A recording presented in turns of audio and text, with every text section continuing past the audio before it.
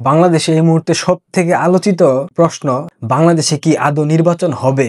যদি নির্বাচন হয় সেই ক্ষেত্রে এখন পর্যন্ত কেন নির্বাচনী তফসিল ঘোষণা করা হলো না? আমরা সচরাচর দেখে এসেছি নির্বাচনের সাধারণত 3 মাস পূর্বে তফসিল ঘোষণা করা হয়। যেহেতু ডক্টর ইউনূস ফেব্রুয়ারির মাঝামাঝি নির্বাচনের কথা বলেছেন, সেই ক্ষেত্রে এখন পর্যন্ত তফসিল তিনি কেন ঘোষণা করছেন না? তফসিল ঘোষণা করা উচিত ছিল আরো আগে। অলরেডি 3 মাসের থেকেও কম সময় আছে নির্বাচন আয়োজন করার। তাহলে তিনি তফসিল কেন ঘোষণা করছেন না? নির্বাচন কি আদৌ হবে? ডক্টর ইউনূসের নেতৃত্বে বাংলাদেশে যে কোনো নির্বাচন হবে না, এইটা মোটামুটি সবাই বুঝে গেছে। বিশেষ করে যারা নির্বাচনের জন্য উদ্গ্রীব হয়ে বসে আছে, বিএনপি কিন্তু বুঝতে পারছে ডক্টর ইউনূসের নেতৃত্বে নির্বাচন হবে না। যদি কোনোভাবে হয় সেই ক্ষেত্রে সে নির্বাচনে জামাত সর্বোচ্চ সুযোগ সুবিধা ভোগ করবে। একটা সম্ভাবনা উকি দিচ্ছে, যেহেতু গত 15 মাসে বিএনপি সবটুকু অন্যায় করে ফেলেছে, অন্যায়ের ষোলকলা পূর্ণ করে ফেলেছে। চাঁদাবাজি, খুন, ছিনতাই, ডাকাতি, দখল, মামলা বাণিজ্য সবকিছু করেছে বিএনপির নেতাকর্মীরা। এমনকি আওয়ামী লীগের যে সাধারণ সমর্থক, যারা শুধুমাত্র বঙ্গবন্ধুকে ভালোবাসে, আওয়ামী লীগকে ভালোবাসে, তাদেরকেও মিথ্যা মামলায় সম্পৃক্ত করেছে বিএনপির লোকেরা। তাদের ঘরবাড়ি দখল, তাদের ব্যবসা প্রতিষ্ঠান দখল, তাদেরকে স্বাভাবিক জীবন যাপন করতে দেওয়া হচ্ছে না, সবটা করছে বিএনপির নেতাকর্মীরা। জামাত বিএনপি নেতাকর্মীদেরকে সামনে রেখে তারা আড়াল থেকে চক্রান্ত করছে, বাট স্পটে দাঁড়িয়ে জামাত কিন্তু এ ধরনের কর্মযজ্ঞে লিপ্ত হয় নাই। এমনকি মবের যে ঘটনাগুলো আপনারা দেখবেন বাংলাদেশের বিচার অঙ্গনে, হাইকোর্ট, জজ কোর্ট, যেখানে আপনারা দেখেছেন মবের ঘটনা ঘটেছে, প্রত্যেকটাই লিড দিয়েছে বিএনপি নেতাকর্মীরা। সেখানে জামাত ছিল না, কথা আমি বলবো না। তবে বাংলাদেশে মবের যে প্রচলন ঘটিয়েছে জামাত এনসিপি যারাই ঘটাক, কিন্তু এই মবটাকে একদম শৈল্পিক রূপদান করেছে বিএনপি নেতাকর্মীরা। বাংলাদেশের সাধারণ মানুষ বিএনপির উপর চরম মাত্রায় ক্ষুব্ধ। এই অবস্থায় যদি প্রশাসন বিএনপির নিয়ন্ত্রণে না থাকে, স্টেট অর্গান জামাতকে সহায়তা করে, যেহেতু সেনাপ্রধান জামাতের বাই বর্ন প্রোডাক্ট, সেক্ষেত্রে জামাত যে সুবিধা পাবে বিএনপি কি সেটা পাবে? এবং এই বিষয়গুলো কি বিএনপি বুঝতে পারছে? একটা গুঞ্জন শুনতে পাচ্ছি, স্পর্শকাতর জায়গা থেকে শুনেছি, যদি নির্বাচন হয় ডক্টর ইউনূসের নেতৃত্বে এবং ইউনূস যদি কোনো কারণে, ধরে নেন উদাহরণ, বিএনপির হাতে ক্ষমতা দিয়ে সেফ এক্সিট নিয়ে চলে যায়, সেই ক্ষেত্রে বিএনপির প্রধানমন্ত্রী হবার সম্ভাবনা মির্জা ফখরুল ইসলাম আলমগীরের। এই জন্য মির্জা ফখরুল কি ইউনূসের মাঝে জিয়ার প্রতিচ্ছবি দেখতে পায়? অনেকগুলা ঘটনা ভাবতে হবে, সবকিছুকে উড়িয়ে দিলে হবে না। আরেকটা অংশ থেকে শুনতে পাচ্ছি শিলং সালাউদ্দিনও প্রধানমন্ত্রী হওয়ার দৌড়ে অনেক এগিয়ে আছে, এবং এ কারণেই বিএনপির পক্ষ থেকে কোনো পদক্ষেপ নেওয়া হচ্ছে না। কেন? তাদের প্রধান লিডার ভাইয়া লন্ডন থেকে ফিরছে না, তার মা অসুস্থ, আইসিইউতে ভর্তি। এই অবস্থায় কি তারেক রহমান বাংলাদেশে আসতে পারতেন না? এই অবস্থায় যদি তিনি বাংলাদেশে আসতেন, তাকে কেউ আটকাইতে পারতো? আমার মনে হয় না, কারণ এখানে ভালোবাসা, আবেগ, অনুভূতির একটা বিশাল ব্যাপার থেকে যায়।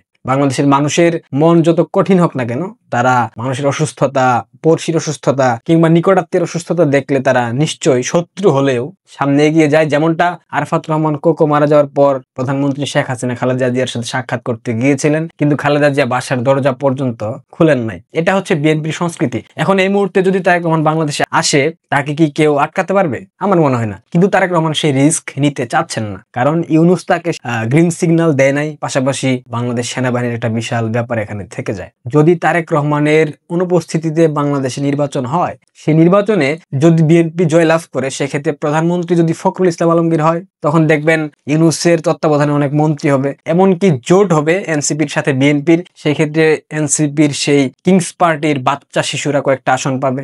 অনেকগুলা খেলা চলতেছে, আভ্যন্তরীণ অনেক খেলা চলতেছে, এবং ইউনূস চাচ্ছে না নির্বাচন হোক। কিন্তু যদি কোনো কারণে প্রেসার নিতে না পেরে নির্বাচন দেয়, সেই ক্ষেত্রে ইউনূস জামাতকেই সর্বোচ্চ সহায়তা করবে, কারণ জামাত তাকে পেলে পুষে রাখতেছে, জামাত তাকে সাপোর্ট দিয়ে রাখতেছে। দেখেন, রাষ্ট্রের প্রত্যেকটা অর্গান জামাতের নিয়ন্ত্রণে, জামাত পুরোপুরি নিয়ন্ত্রণে নিয়ে ফেলেছে। জামাত চাইবে না নির্বাচন হোক, কারণ অলিখিতভাবে জামাত কিন্তু ক্ষমতা ভোগ করছে, এবং তাদের যে বি টিম বা C team NCP king's party, তারাও সর্বোচ্চ ক্ষমতা ভোগ করছে। তাদের ছাত্র উপদেষ্টা আছে, তাদের যারা সমন্বয়কারী, এরা সর্বোচ্চ সুযোগ সুবিধা ভোগ করছে। রাষ্ট্রের টাকা দেশের বাইরে লুটপাট করে পাচার করতেছে, এগুলো আমরা দেখতে পাচ্ছি। এবং জামাতের তথাকথিত যেই নেতাকর্মীরা যারা শিবিরের সাথে সম্পৃক্ত, শিবিরের নেতাকর্মীরা এক একজনের লাইফস্টাইল দেখলে মনে হয় এক একটা জমিদারের নাতিপুতি, যদিও এরা সব ফকিনীর বাচ্চা। ইউনূসের নেতৃত্বে যদি বাংলাদেশে নির্বাচন হয়, সেই ক্ষেত্রে সর্বোচ্চ সুবিধাটুকু পাবে জামাত, এবং জামাতের একটা ক্লিন ইমেজ ভাব আছে। জামাত ভাবতেছে যদি বাংলাদেশের মানুষ আদৌ জামাতকে ভোট দেবে কিনা সেটা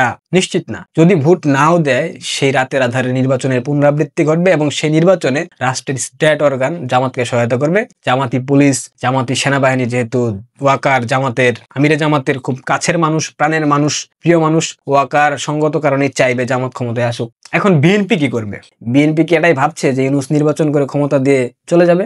আমার মনে হয় না। ইউনূস চাচ্ছে না বাংলাদেশে নির্বাচন হোক। ফেব্রুয়ারিতে যদি নির্বাচন হওয়ার সম্ভাবনা থাকে, তফসিল কোথায়? তফসিল তো এখনো ঘোষণা করা হয়নি। সো নির্বাচন ফেব্রুয়ারিতে হচ্ছে না, এটা মোটামুটি নিশ্চিত থাকেন। যেহেতু আন্তর্জাতিক মিডিয়া, আন্তর্জাতিক বিভিন্ন কূটনৈতিক মহল, আন্তর্জাতিক বিভিন্ন অর্গানাইজেশন সবাই ইনক্লুসিভ ইলেকশনের প্রেসার দিচ্ছে, ভালোই প্রেসার আসতেছে, এবং মার্কিন যুক্তরাষ্ট্র থেকেও ব্যাপক প্রেসার আসতেছে ডক্টর ইউনূসের কাছে। ইউনূস একটা নির্বাচন যাতে আয়োজন করে, ইনক্লুসিভ ইলেকশন। কিন্তু শুধু ইনক্লুসিভ হলে হবে না, সেখানে আওয়ামী লীগের অংশগ্রহণ নিশ্চিত করতে হবে। এখন আওয়ামী লীগ যাতে নির্বাচনে অংশ না নিতে পারে সেই বন্দোবস্ত তো ইউনূস করে রেখেছে। তাদের দলকে নিবন্ধন স্থগিত করে দিয়েছে, ছাত্রলীগকে নিষিদ্ধ করে রেখেছে। যদি কোনো কারণে ইউনূস বাধ্য হয় আওয়ামী লীগকে নির্বাচনের সুযোগ দিতে, সেক্ষেত্রে যাতে প্রধানমন্ত্রী শেখ হাসিনা, সজীব ওয়াজেদ জয় এবং সাইমা ওয়াজেদ পুতুল যাতে নির্বাচনে অংশ নিতে না পারে, সেজন্য তাদের বিরুদ্ধে একের পর এক মামলা রায় দেওয়া হচ্ছে। গতকাল সাইমা ওয়াজেদ পুতুল, সজীব ওয়াজেদ জয় এবং শেখ হাসিনার বিরুদ্ধে আরো 2টা মামলার রায় দেওয়া হয়েছে, প্লট দুর্নীতির মামলা। যাদের বিরুদ্ধে মামলা থাকবে, সাজাপ্রাপ্ত আসামি যারা, তারা কিন্তু নির্বাচনে অংশ নিতে পারবে না। তার মানে যদি আওয়ামী লীগ অংশ নেয়ও ইউনূসের নেতৃত্বে, সেক্ষেত্রে পুতুল, জয় এমনকি শেখ হাসিনা নির্বাচনে অংশ নিতে পারবেন না। শেখ পরিবারকে মাইনাস করার একটা বিশাল প্রক্রিয়া সম্পন্ন করে ফেলেছে। আমার প্রশ্ন হচ্ছে, আওয়ামী লীগ ইউনূসের নেতৃত্বে নির্বাচনে অংশ নেবে? ভুলেও না। আওয়ামী লীগ বুঝে গেছে ডক্টর ইউনূসের নেতৃত্বে কোনো ইনক্লুসিভ ইলেকশন বাংলাদেশে হবে না। কারণ ইউনূস, জামাত, সেনাবাহিনী ব্যাক একটা গভর্নমেন্ট বর্তমানে, এবং ইউনূস যদি নির্বাচন আয়োজন করে সেই ক্ষেত্রে পুলিশ, সেনাবাহিনী জামাতের হয়ে কাজ করবে। বিএনপি কি এই বিষয়টা বুঝতে পারছে? দেখেন, আমি একদম স্পষ্ট ভাষায় আবার একটু ক্লিয়ার করি, ইউনূসের নেতৃত্বে আওয়ামী লীগ নির্বাচনে অংশ নেবে না। এজন্য যদি বিশ্বের বিভিন্ন আন্তর্জাতিক গণমাধ্যম, আন্তর্জাতিক সংস্থা, আন্তর্জাতিক কূটনৈতিক মহল সবাই যদি প্রেসার দেয় আওয়ামী লীগকে, আওয়ামী লীগ ইউনূসের নেতৃত্বে নির্বাচনে অংশ নেবে না। এখানে কিন্তু একটা ফাঁক আছে। তত্ত্বাবধায়ক সরকার ব্যবস্থা কিন্তু ফিরে এসেছে, যদিও বলা হচ্ছে তত্ত্বাবধায়ক সরকার ব্যবস্থা 14th জাতীয় সংসদ নির্বাচন থেকে শুরু হবে, অর্থাৎ 13th জাতীয় সংসদ নির্বাচন যেটা ফেব্রুয়ারিতে বলা হচ্ছে, এই নির্বাচনে তত্ত্বাবধায়ক সরকার ব্যবস্থা থাকবে না। এখানে একটা ফাঁক রেখে দিয়েছে, যদি কোনো কারণে ইউনূস টিকতে না পারে, ইউনূস যদি ঠেকাইতে না পারে, সেই ক্ষেত্রে তত্ত্বাবধায়কের হাতে ক্ষমতা দিয়ে হয়তো একটা সেফ এক্সিট নেওয়ার চেষ্টা করবে। যদিও সেফ এক্সিট তার নিশ্চিত হবে কিনা সেটা নিয়ে ব্যাপক সন্দেহের জায়গা আছে। তত্ত্বাবধায়ক সরকার ব্যবস্থা ফিরে আসলে কে হবে তত্ত্বাবধায়ক সরকারের প্রধান? এটা একটা বিরাট প্রশ্ন। তত্ত্বাবধায়ক সরকার ব্যবস্থা ফিরে আসলে তত্ত্বাবধায়ক সরকারের প্রধান হয় সাবেক বিচারপতি। এখন বাংলাদেশের সাবেক বিচারপতি যিনি আছেন, তিনি তো আওয়ামী লীগের নিয়োগপ্রাপ্ত, আওয়ামী লীগের শাসনামলে নিয়োগপ্রাপ্ত। তাকে নিশ্চয়ই তত্ত্বাবধায়ক সরকারের প্রধান ইউনূস বানানোর চিন্তা মাথায় আনবেন না, বিএনপিও চাইবে না, জামাতও চাইবে না। সেই ক্ষেত্রে উপায়, সেই জন্য সৈয়দ রেফাত আহমেদ, বর্তমান যে প্রধান বিচারপতি, তাকে অবসর ঘোষণা করানো হচ্ছে। অবসরের পর তিনি হয়তোবা তত্ত্বাবধায়ক সরকারের প্রধান হিসেবে নিয়োগ পাবেন। বুঝতে পারছেন খেলাটা কোথায়? তত্ত্বাবধায়ক সরকারের প্রধান হবে সৈয়দ রেফাত আহমেদ, যে কিনা সরাসরি জামাতের লোক। তার মানে যদি ইউনূসের নেতৃত্বে নির্বাচন হয়, সেই ক্ষেত্রে রাষ্ট্রীয় স্টেট অর্গান এবং প্রশাসন সবাই জামাতকে সহায়তা করবে। ইউনূস খোদ জামাতকে সহায়তা করবে, কারণ ইউনূসকে বাঁচিয়ে রেখেছে জামাত এই মুহূর্তে। এবং যদি তত্ত্বাবধায়ক সরকার ব্যবস্থাও ফিরে আসে, সেই ক্ষেত্রে সৈয়দ রেফাত আহমেদ হবে তত্ত্বাবধায়ক সরকারের প্রধান, সেও জামাতের লোক। তার মানে তত্ত্বাবধায়ক আসলেও সুযোগ সুবিধা পাবে জামাত, ইউনূস, ওয়াকার সবাই প্যাক, এবং তত্ত্বাবধায়ক না আসলেও ইউনূসের নেতৃত্বে নির্বাচন হলেও সুযোগ সুবিধা সহায়তা পাবে জামাত। তাহলে বিএনপির কি রইল? মূলা। বিএনপি কি এসব বুঝতে পারছে? যদি পারে ভালো, যদি না পারে সেক্ষেত্রে ভিন্ন প্রেক্ষাপট আসবে, ভিন্ন প্রসঙ্গ আসবে। এখন বিএনপি যদি জামাতকে 160টা আসন ছেড়ে দিয়ে 120টা আসন নিয়ে তারা বিরোধী দল হতে চায় সংসদে, সেটা তো তাদেরকে কেউ ঠেকাতে পারবে না। বিরোধী দলের প্রধান নেতা যদি সালাউদ্দিন আহমেদকে দেওয়া হয় কিংবা মির্জা ফখরুলকে দেওয়া হয়, সেক্ষেত্রে তারা যদি সম্মতি জ্ঞাপন করে তারেক রহমানকে দেশে ফেরার জন্য তারা যদি কোনো প্রকার প্রক্রিয়া হাতে না নেয়, আন্দোলন না করে, সেই ক্ষেত্রে বিএনপি জ্বলে ডুবে মরবে। জামাত রাষ্ট্র চালাবে, বিএনপি থাকবে প্রধান বিরোধী দল, আর সকাল সন্ধ্যা জামাতের হাতে কেলানি খাবে। এটা বিএনপির ভবিষ্যৎ নিয়তি। এখন এই মুহূর্তে ইনক্লুসিভ অংশগ্রহণমূলক নির্বাচন আয়োজনের প্রক্রিয়াটা আসলে কি? এই ক্ষেত্রে আমি মনে করি বিএনপির জামাতের সাথে প্রেম ত্যাগ করতে হবে, ত্যাগ করে আওয়ামী লীগকে হাতে পায়ে ধরে মাঠে নিয়ে আসতে হবে। সম্মিলিত আন্দোলনের মাধ্যমে ইউনূসকে উষ্টা মেরে সরাতে হবে। সরানোর পর সর্বসম্মতিক্রমে একটা জাতীয় সরকার কিংবা একটা তত্ত্বাবধায়ক সরকার করতে হবে, যেটার প্রধান অবশ্যই সৈয়দ রেফাত আহমেদ হবেন না। কেন হবেন না? এখানে একটা প্রশ্ন থাকতে পারে। হবেন না এ কারণেই, কারণ সৈয়দ রেফাত আহমেদের যে নিয়োগটা প্রধান বিচারপতি, এটাই অবৈধ। নিয়োগ দিয়েছে কে? বর্তমান সরকার। বর্তমান সরকারটাই অবৈধ, অর্থাৎ ডক্টর ইউনূসকে অবৈধ সরকার হিসেবে বিএনপিকে স্বীকার করতে হবে। জামাত তো স্বীকার করবে না, জামাতের প্রসঙ্গ এখানে ফেলে দেন। বিএনপিকে স্বীকার করতে হবে ডক্টর ইউনূস নিয়মতান্ত্রিক প্রক্রিয়া নির্বাচিত সরকার না। তিনি যে সুপ্রিম কোর্টের অ্যাপিলেট ডিভিশনের যে রেফারেন্স নিয়ে সরকার গঠন করেছেন, সেটা বৈধ নয়। সেই ক্ষেত্রে তার যে নিয়োগপ্রাপ্ত বিচারপতি সৈয়দ রেফাত আহমেদ অবৈধ হয়ে যাবেন। সেই ক্ষেত্রে সাবেক বিচারপতি যিনি ছিলেন, তিনি হবেন তত্ত্বাবধায়কের প্রধান। তখন বাংলাদেশে ফ্রি অ্যান্ড ফেয়ার ইনক্লুসিভ একটা ইলেকশন হবে।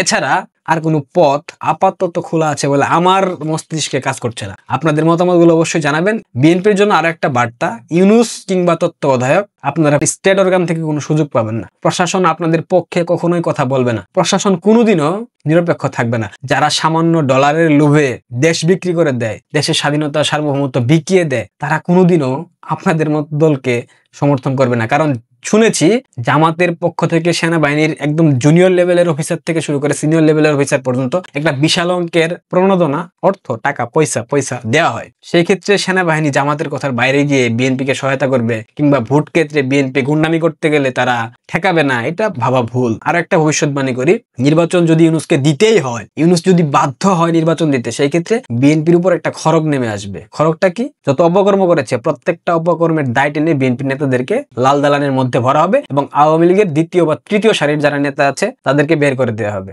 দেখা যাক কি হয়। তবে বিএনপির রক্ষা কবচ আর 2 মাস পর আপনারা দেখবেন আওয়ামী লীগ ব্যতীত বিএনপিকে রক্ষা করার মতো কোনো শক্তি বাংলাদেশে এখন আর নাই। আপনাদের ভাইয়া যে বাংলাদেশে আসতে পারছে না, কেন পারছে না, কি কারণে পারছে না, এটা প্রশ্ন আপনারা সালাউদ্দিন আহমেদকে করেন, আপনারা মির্জা ফখরুল ইসলাম আলমগীরকে করেন। বিএনপির মধ্যেখানে যে কুন্দল সৃষ্টি হয়েছে, এই কুন্দলের ভয়ে তারা বাংলাদেশে আসতে সাহস পাচ্ছে না। ভালো থাকবেন, পারলে শেয়ার করে দিবেন। ধন্যবাদ।